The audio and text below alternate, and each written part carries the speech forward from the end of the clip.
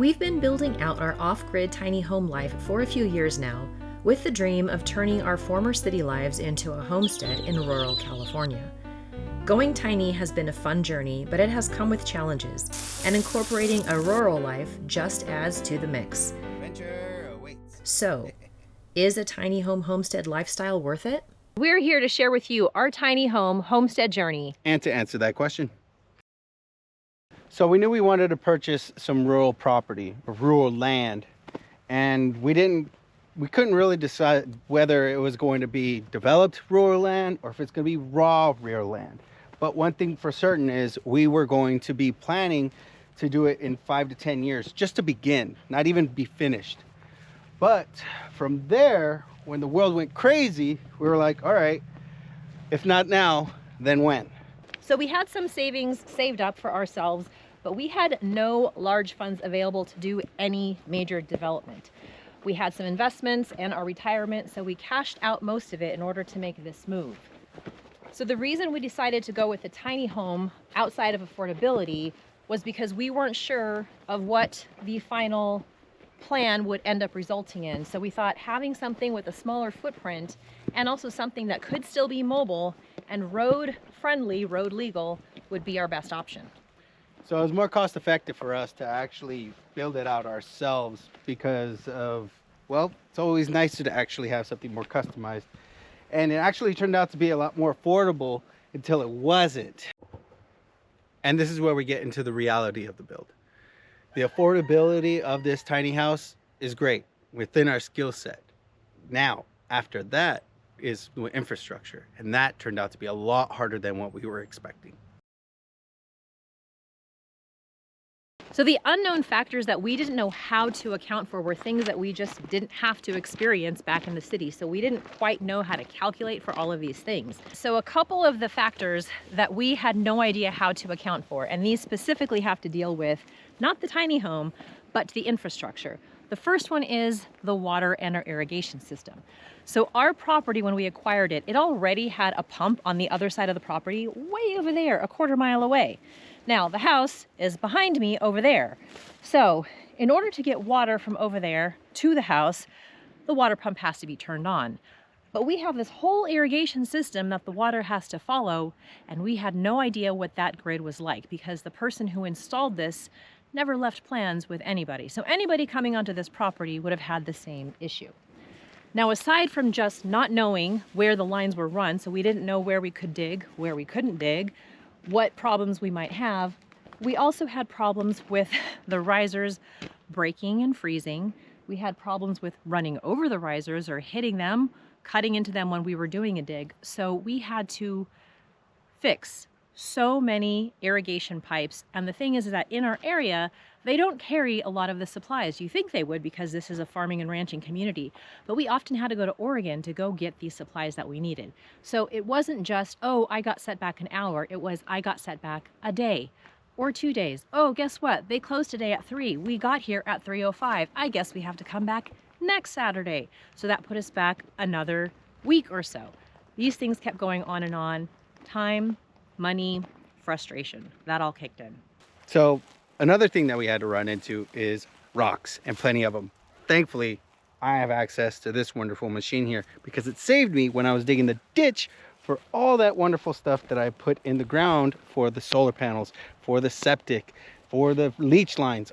All that stuff turned into one of the biggest hassles of my life because A, I didn't know what I was doing, and B, I was so fearful of the fact that I'm going to hit another water line, which turns into the biggest, scariest thing of this property as it goes. But when it comes to that infrastructure itself, digging anything in this property, hitting a rock, it's like whatever. But when you hit a reef, that's when it turns into a whole nother problem. I had to use jackhammers. I had to use dynamite. I'm kidding. I never used dynamite in my life, but if I had it, I would have used it. But running that 200-foot trench all the way to our wonderful little shed that is keeping us all safe and warm with all our water and electricity was something that I didn't account for when we purchased this property, because who thinks that, oh, you need this type of infrastructure for the type of things that you want to do in your life? because a lot of people, when they purchase a small tiny home, they're operating off of a 12-volt system, but we don't operate a 12-volt life. I have heavy equipment in my life when it comes to working on vehicles and other projects that require just regular 120. And Tasha has her own little knickknacks and stuff that requires 120. So when I built the house, I'm like, 120 it is, but it requires 120 infrastructure. And that's something that most tiny home builds don't necessarily account for, because they have the luxury of shore power, they have the luxury of city utilities to basically live off of. But here in this open country, that's something that we had to create on our own. Now, with these rocks that we deal with, we also have lost convenience, because what we usually dealt with in the city was, oh, let's go to the store. It's only 5 minutes away. It's only 10 minutes away. Or, oh, it's very complicated. They'll be able to order it and give it to me the next day or same day, depending on the department. But here, it requires planning. And that is something I don't do. I'm a shotgun kind of guy, just from the hip, and I grew up in it. But here, it's forcing me to actually plan ahead, which makes it better because we don't waste that much money, because I'm able to shop around more. I'm able to understand the systems a little bit better, and it gets me in a place where I could actually get things more concise and clean. But man, is it a headache. And it takes so much time just to plan a project, let alone execute it. So building on a property like this from raw land requires a lot of money. And we started off with a nice little nest egg, but we burned through it faster than we thought we were, because things just happen. Water lines, electrical, plumbing, septic, all that. It all adds up faster than you can say, oh my gosh. So I ended up having to get a job to supplement what we're building here. And that just takes time and costs a lot of money. So when Ruben started working, it was really long hours, and it's still long hours. He averages 5 days a week, and he works an average of 12 to 14-hour days, depending on the season. Sometimes it's a little bit shorter. If he has an 8-hour day, that's a short day. Sometimes it's a little bit longer. And then when he goes to fire camp, that could be a couple days here, or it could be a week here, a week there. It could be for 6 weeks on and off. We never know what that's going to be. So that means Ruben is not here. So when I'm here, I'm managing the property, doing what I can, weed whacking, borrowing our neighbor's tractor, trying to trim down everything that grows so beautifully in the springtime. But I also do part-time work. I volunteer at our church, I coordinate a program there, and I also teach. And I also have my side gigs, doing some freelance work here and there. So we lead very busy lives, which means we basically have the weekends to get things done. But that really only means a full Saturday, because half of Sunday is taken up with church and teaching. So we have very little time to do all these projects on very little rest. So you have 22 acres. What are you going to do with it? Are you going to get a dog? Are you going to get cows? How about horses, pigs, goats, sheep, all of it? Why not? It's just land, right? But no, it requires unbelievable amounts of infrastructure if you want to separate your life from those animals. Because yes, we can get cows, goats, dogs, all that stuff, but it puts them in our living space. So we would need fencing, electric fencing, and all of that just doesn't fit in our budget right now. So it's really not practical at all to have animals and livestock, especially when you're trying to build your own home. Building your own home takes so much time, effort, dedication, and mental focus. And it doesn't make any sense for us to build infrastructure for livestock when we don't even have our basic needs met, like running water and true electricity, and all the things that most people take for granted living on the grid. Hey guys. Oh, I don't have any apples for you guys today. I'm sorry. I'll bring apples this week. I'll run to the store for you guys. Hi, babies. Hi, Coco. There's Coco back there. Mm-hmm. He's that dun-colored bull. Well, he's a steer now. Mm-hmm.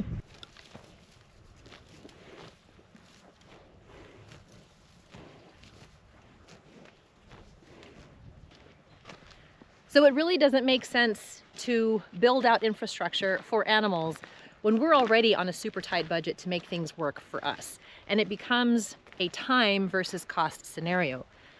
We definitely don't want to just have animals for the sake of having animals because we have the property for it. We certainly don't have the time for it, or we definitely didn't have the time as we were building it. We wish. Yes. And when we're building the infrastructure for the animals, like we did with the chicken coop and chicken run, we spend a lot of time and effort into making sure that our animals are happy and well cared for. So we don't just want to throw a cheap and quick solution at them. We want to make sure that we're doing it right, and it's something that will work for them, will work for us, and kind of looks nice. And the last thing we want to do is actually start working on a project and caring for animals. And when we have a cheap solution in place, It falls apart. it falls apart and we're trying to make it work with duct tape and bubble gum. Yeah. We've done enough of that. We don't want to do that anymore. So the point with animals is we're doing it as it makes sense for our build out. Correct. So, living in a tiny home. Most men, they don't take up space. This little one right here doesn't take that much space either. And she doesn't even require that much. So, we actually live very comfortably in that house because we don't really do much. We kind of live pretty simple. We live very, very simply. But where it gets a little complicated is our interests, our hobbies, especially our outdoor hobbies. That stuff requires gear. Gear needs a place to be stored. Things require tools. Tools need a place to be stored. We do a lot of baking and brewing and dehydrating. All of those things need places to be stored. And I can't help but find things that I'm like, oh, I could fix this. And I put it away in storage. Enter in shipping containers. So tiny home living is fine if that's all you need, but when you have interest and things, you need shipping containers. You need some place to put storage facility. So that's that sort costs of money. Yeah. So either a storage facility or shipping containers if you have the property for it. But in a way, or someone's garage or someone's backyard. Like, there's so many tiny home people that are like probably storing most of their junk in family member and friends' houses. We know who you are. So it sort of defeats the concept of tiny home living because you're not really giving up on it. Or people decide, oh, I'm going to do it for 2 years and put my stuff in storage. You're sort of giving it up. I don't know. So in that aspect, I don't know if we really count. Like, our home is tiny, but yeah. Yeah, our life is big. So when you purchase property, any property, and you're gonna be living on it or homesteading on it, or whichever thing that you're gonna do, you're gonna need a well. And we got really lucky with being on a homestead that actually came with this very large agricultural well. This well can provide more than enough for our home, but also for any future plan that we have, whether it's irrigating for pasture or even an orchard. The thing about it though is that when it comes to the properties that people look at, that's the first thing that they don't think about. They need water and where to store it. So in a homestead, how do you heat your house? Well, we chose wood. Now we have these trees that we could chop down, but there's a green. Those are gonna take time to dry out. But wood like this, we let it season, and once we cut it, it's good for us to heat our house. But when you go into a homestead, you have to be aware of your general surroundings of how am I going to heat? How am I going to cook? Because even before we had the working stove, we were cooking outside on propane stoves or an open fire pit. So that's how we managed to make it work. Now, we relied on mini splits as well, but those aren't 100% reliable. We actually have one right now that's not working, but that's just something that you have to deal with even when you're in a city. So that's just how it is when it comes to electronics. But relying on technology like that is something that is a luxury, not a necessity.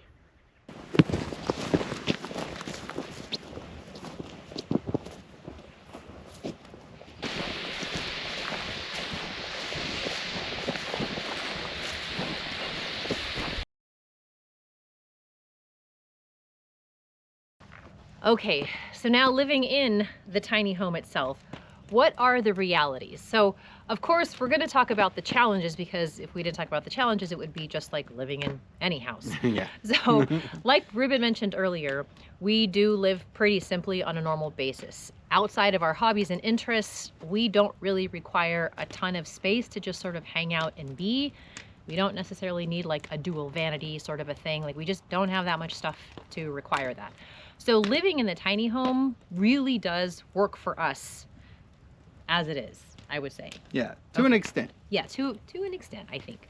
But challenges, I think one of the main challenges for me, so we sleep in the loft of the tiny home, and it's fun, it's great, sort of as a novelty though, because after a year, it gets a little old trying to army crawl. It's a coffin. Yeah, and you literally are army crawling in and out. We do have a window at the head of our bed, so we get the fresh air, but it's, you know, the ceiling is this far. By the time you have the mattress, which has to be raised so you get airflow underneath it, otherwise mold can start to build up, especially in a small space.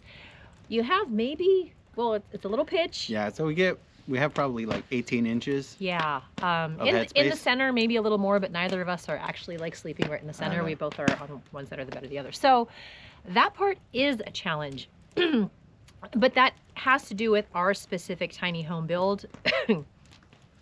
There are tiny homes where they build the stair going up, and there's a little bit of space where you can sort of kneel down. In our case, that we is just not didn't the get the case. taller roof because it would have cost us more for transportation and permitting. Yeah. So That was it. That was a lot of why we got this size that we did, because it is road legal. We would not have to get a permit Correct. to haul this anywhere. it just needs a simple little axle or a flatbed that keeps it under 13.5 feet, and we're good as gold. Okay, the other challenge that I find is, so I like to cook, and I cook from scratch. So the things I need to cook, I like to spread out. I don't need a giant restaurant-sized kitchen, but She would love it. I would love it. She'd love it. But our one small counter space, it's really a challenge to get everything done on that one small counter space. And since we got our cat in the picture, which we love now, but we didn't plan on having a cat. If I would have planned on a cat, I would have gotten a different type of counter situation. We would have going. moved things around, but that's her main window, so she does get on the counter. So she has got a little spot that she knows that's where she can go. She doesn't go in the other area where we eat, but it still limits our space even more. So Yeah, we have to eat on our countertop as well. Yeah. We don't have a table. Dining. So in the beginning, you're like, okay, not a big deal, because we didn't have a dining room where we lived before. Oh, not a big deal. Well, we had a coffee table. And in our case, we also eat at the kitchen counter. But if you think about it, your knees hit the counter, and we don't have a leaf that folds out. That would have been another construction and a half. Yeah. We just never got there. Of course, there are different things, different solutions, but we just never got there. And Correct. we did create the 3-season enclosed porch, and we're We'll be finding, using that more. yeah, wintertime, not so fun, but 19 degrees this morning, so yeah, in the fall, before it got super cold, we were going out there and eating, and it was nice. yeah. So, you're building a tiny home. You need lights, and lots of them, more than you actually think. Because yes, we have good lighting when it comes to our window when we have sunlight, but when it comes to night, what happens is the task lighting that you choose has to actually be more warm and inviting than the simple LED lights that you're going to put. I highly recommend that you actually don't go cheap on that and actually get like splurge out on the best possible lighting that you can afford, because it's stuck there. I am stuck with my poor choices because we were broke at the time when we were putting these damn lights up. So focus on something that actually fits your body and your circadian rhythm, because it's actually very difficult for me, especially because it's just something that doesn't feel right in a home. I grew up with incandescent light bulbs, and I wish I had them more. And that's basically it. I would agree with the task lighting, because our days are really long here in the summertime, but in the wintertime, our days are really short. So when the days die down and I'm trying to do some task and it's pitch black outside, there's no moon, the house gets really, really dark. And just for ambient lighting with the lights on, what we have totally works. Yeah. But if I'm trying to get something done, whatever it may be that I need lighting for, it just doesn't work. And we thought it would be enough because we have such a small footprint, but yeah, no, it matters. it does matter. It matters so much. Yeah. So do yourself a favor. Get really good lighting.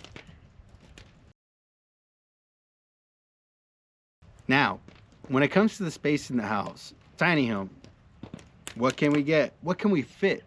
And I'm very blessed that this woman right here, she doesn't take a lot. And she doesn't need a lot either. She doesn't get all these tchotchkes and hutches and all these other things. Hutches to store the tchotchkes that I buy at the airport. Exactly. We're not really souvenir people. And we basically just keep our space very, very small. So organization is key.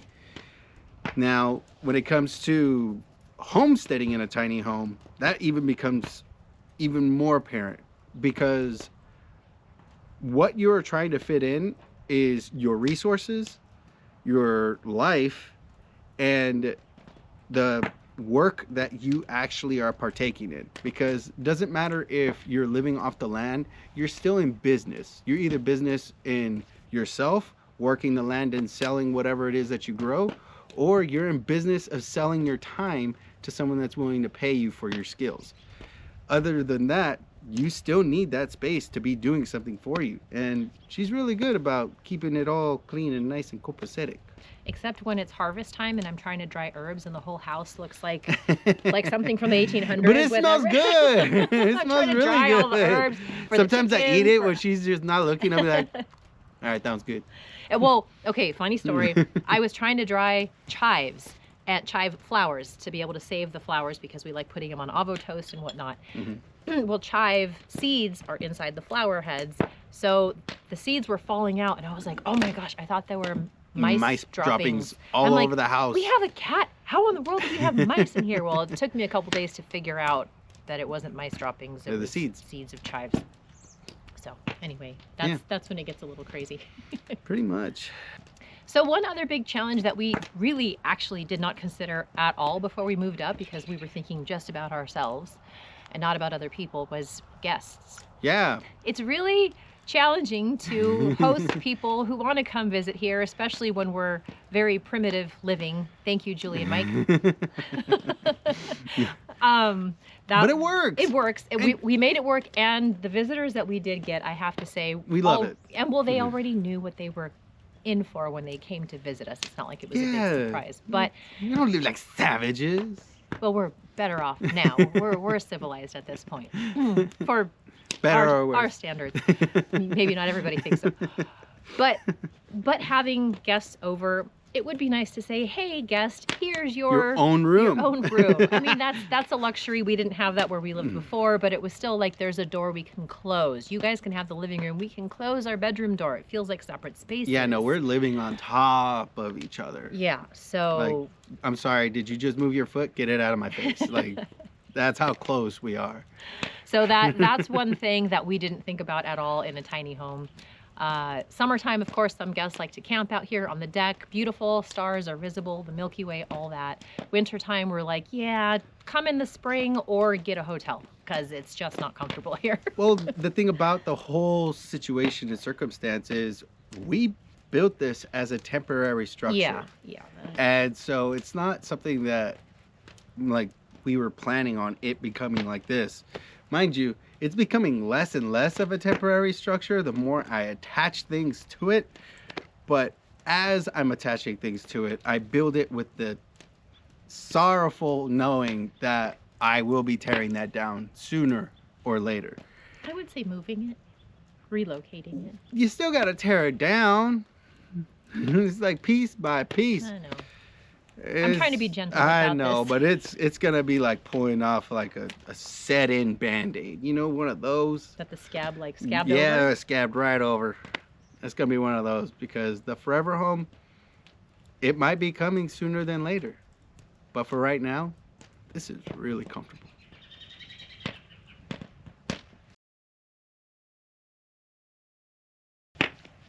So does a tiny home actually work, especially on a homestead setting?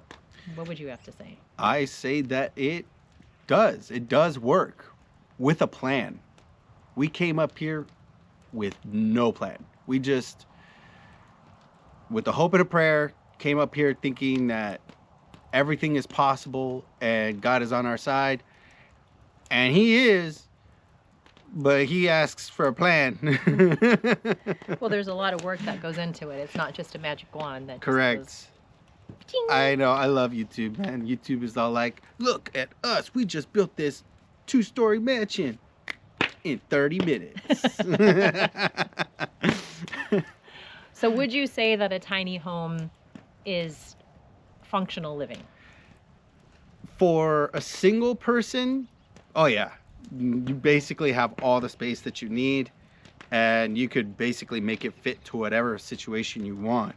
Now, as a couple, yes, if you're close and you don't mind, you don't mind literally like sleeping on top of each other's heads and bumping into each other while you're doing tasks. There's no like, I'm gonna go do my thing on this side of the house, you do your thing. Yeah, I mean, we're not private individuals. We share a lot about our life together, and there's nothing that we don't know about our life that makes us feel uncomfortable. Yeah. Or everything's an open book, so it's a non-issue. Exactly, and it's plus you work long hours. Of course, there's 16 hours a day. I'm all tired, and I'm like, "Hi, babe." Hug, kiss, eat, go to sleep. There you go. That's basically my day. You mean army crawl? Yeah. Go to sleep. But if you're like a private couple where you're like, ooh, I like my own little space. It's not that I don't like you. It's just that I want to be in my own little room, doing my own little trinket or my own little like sleuthing of whatever. And it just works out for people to have their own space, which we could have. We got 22 acres. I could dig a hole somewhere and just hang out, but it's cold. But I think what made this a challenge for us in this build is, well, number one, we moved up here without a plan. It was a wing and a prayer. We knew we had the tenacity and the grit to make it happen. But and the stupidity. Yeah, plenty of that. Party of yeah, that too. But the land was the big unknown, and I think we've stressed that a little bit, maybe, yeah, a little too much here. Yeah. But the land was the big unknown, and it was not just building the tiny home out, but it was also simultaneously managing the land, and that was just like, it would just compounds, and it just, you're so exhausted at the end of the day, at the end of the week, at the end of the month, and you just have to get up and you keep doing it over and over again. I think that was the challenge. we could just let the land be. We could let it be as nature intends it to be, because nature wants to grow and do whatever it wants. But the problem is that we are in a fire hazard area, and being in a fire hazard area falls on responsibilities. As there's ash falling all around us. We have a nice fire. We have a bonfire right here.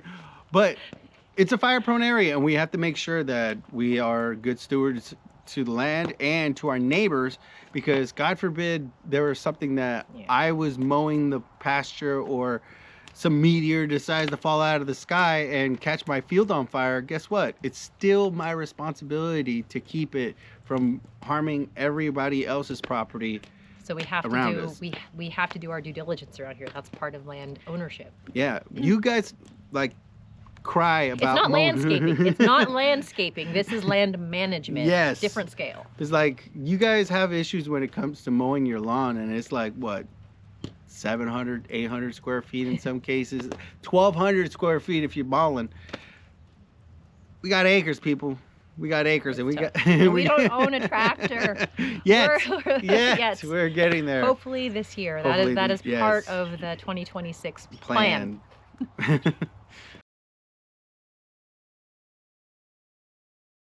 So, I'm going to ask you this question just to open it up.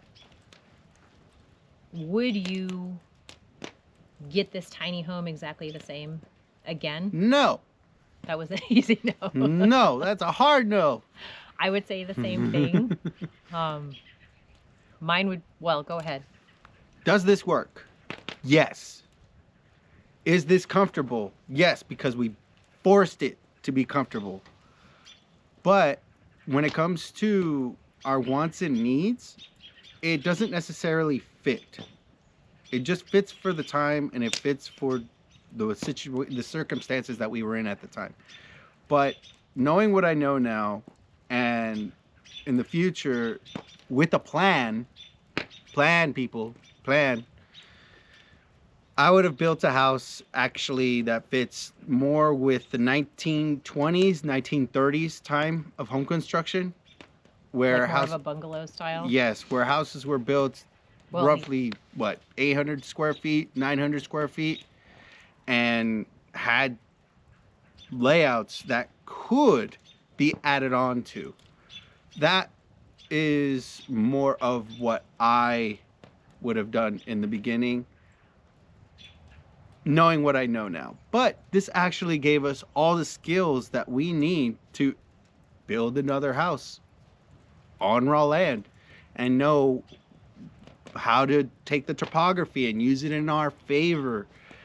Yeah, those were lessons we hadn't a clue how to figure out when we first moved here. Oh, there's a beautiful view. Let's build right here. But there's a 2-degree slope. That's not so bad. Well, it ends up being 5 feet in the long run, and that's a lot of earth to use to level things off. That's about $25,000 of dirt, gravel, and labor goods, sir. That's the other thing. We didn't know, like, the elements around here were the unknown. We didn't know the type of mud that we would have after a rain and how much gravel it would take just to build out this long driveway that we decided to.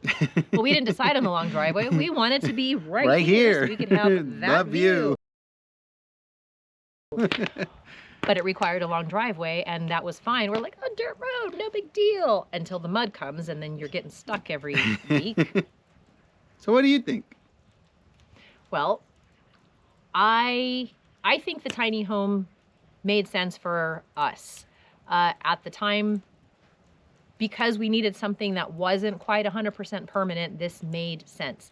Now, if I had the choice to change something, I would like a little bit more elbow room, but oh really? Just a little bit. Oh really? Because I want to cook more for you and fill up that belly. Yeah. I gained so much weight. But the thing is that if we were to have gone any bigger, this would no longer have been considered an RV. It would have been considered a house, and permitting would have looked a lot different. Permitting. Permitting was we did God, get it please straight. Figure out your permitting. This is a nightmare, and every county is different. Yes. And they work slow in some and make fast good in friends with them, others. because they're dealing with a million people wanting the same thing yesterday. Yes. So And- bring cookies, bring a smile, and just be patient. I would say just Yes. be patient. It's if you can do your homework before you actually make a purchase, it will help a ton, because it's been great.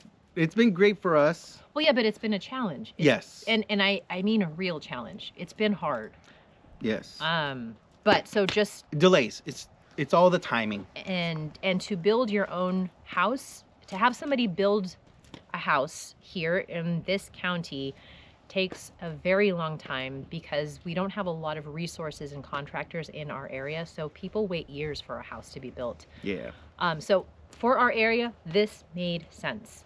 What I would have done differently, and I would have to agree with you that this was our learning home. He has the skill set to do all this. I made a decent assistant. Yes. But we made mistakes because there was just a huge learning curve. And this is the time to make the mistakes, not on the forever home that is on a solid foundation. This can be your guest house when you come visit. Or for sale. Who knows, man? But what I would have done differently, had we known, of course, hindsight's always 20/20, is we would have had a much bigger cushion financially. Because when Ruben had to return to work, that slowed everything down for us. Yes, so much. Like, we would get things done on the weekend, and then he would give me tasks to do during the week, but there's only so much I have the ability to do. She's gotten really good at it. Well, I've gotten better, and I've learned a lot, and I enjoy it, but it's still slow work. So if we had Ruben 100% here for 6 more months, this would have been done, because he's that fast and he's that good. He's that good. You are that good. But we didn't, and he had to go back to work, and that really slowed things down. So that's what I definitely would have done differently. Yeah, but it also put us in a situation with great people that are now friends. Yeah. No, we've had a huge support from our community. That's huge. Make sure Yes. wherever you're buying Oh my land or gosh. moving to, you have a strong We got community. so lucky with good neighbors. They actually like us. Like, we're weird people, and they like us. Like, they see this and they're just like, "You're cool." And we're like, Because they "Thanks." they think we're like them, maybe. Yeah. I don't know. It's like just a bunch of city folk that just come out here and live out of 2 shipping containers, they live out of judged the us in the stars. beginning. They did. They did. They definitely were did. Like, are they really this cool, or are they just faking it? And it's like, oh yeah, I drove past them while they were in their outdoor shower. Like, all right, That's not embarrassing. You were in the shower. I wasn't. yes, but it was still closed. No one saw nothing. But yeah, that's when you're like, your neighbors. Okay, so to answer the question is tiny home homesteading worth it? For us, Yes. I would say yes. I better say yes because I'm doing it. In realistic terms, it's actually no. Without a plan, absolutely not. It's been hard. I I will say we have so many people saying, "Oh my gosh, your life looks so awesome." It's, "Oh, I wish I could do that. I want to do that." I want to do it too. And it is awesome up here. It is wonderful. We wake up looking at the mountain. It looks like we're stepping into a different Bob Ross painting every single morning. Yeah. It is absolutely beautiful. But this is hard. It's stressful in the sense where we are relying 100% on ourselves for everything.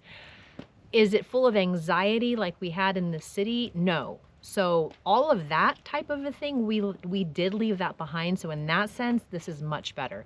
But we don't want to sort of sell the false impression that this is just all la-di-da. Tra-la-la.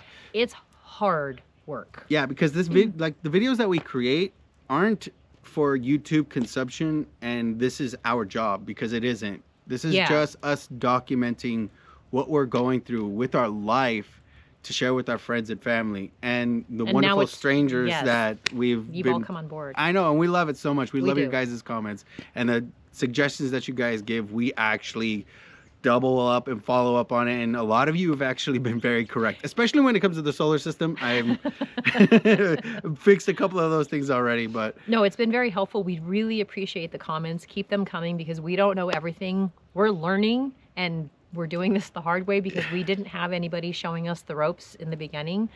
It's been a lot of trial and error. Of course, we have a good start here with Ruben. He knows a lot, but coming back to what we're trying to discuss, is it possible? Does it work?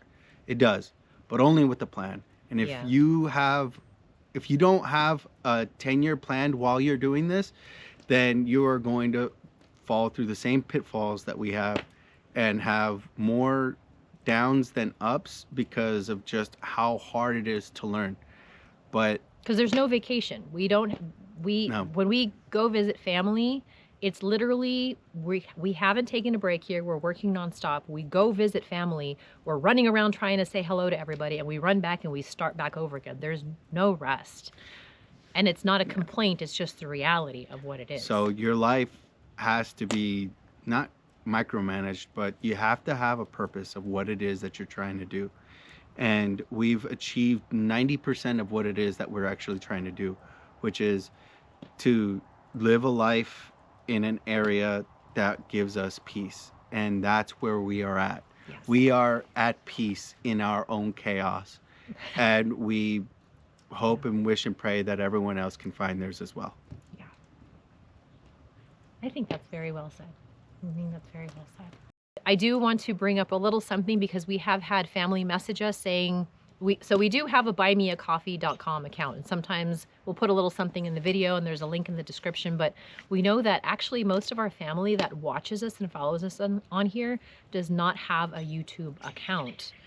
So comments and things like that are not possible, I think. Yeah, if you don't have an account, it's simple. Yes, paid for or not. So we have the option for you to buy us a coffee if you would like. We've had family ask, how do we do this? So it's really buymeacoffee.com/2hitchhikers, two spelled out, TWO hitchhikers. I'll write it down right below here. And you can just go there and buy us a coffee, $5 or not. I'm just saying this because people have asked. Yeah, it's something that we're not hurting for it, thankfully. But I run on coffee. Yeah, she hurts for coffee. But any kind of support is great. Like, comment, subscribe, and yeah. And your comments, really, we read them all, and we try to respond to all of them. I think we do. Yeah. So we really do appreciate it. We appreciate the interaction. We just appreciate your time on here. This has probably been a longer video than we intended. Yeah. But this is also coverage that's not something that we do regularly. Yeah, and if you guys have questions of if you guys have more questions specifically on what plans you're trying to create for yourself, shoot us a message. We'll be more than happy to answer them, because we've made every mistake that you could possibly imagine. Don't say that. We've made them already. I don't want to make them again. So I would love to save you a lot of your time and money and patience. So yeah, reach out. Yes. So with that being said, thank you so much for having watched, and then for watching. If you've made it this far in this episode, thank you again. This is a long one. Yeah. And we do upload a video every Monday evening. So if you haven't subscribed, please subscribe, and then click that notification button, bell, whatever it is. That way you get notified when we upload. And give us a like if you like what we're doing, and let us know in the comments below. But that's the update for the week, and happy days. yes, 2026, here we come. If we have to go... I completely just forgot what I said. What? You talking about lighting. Oh.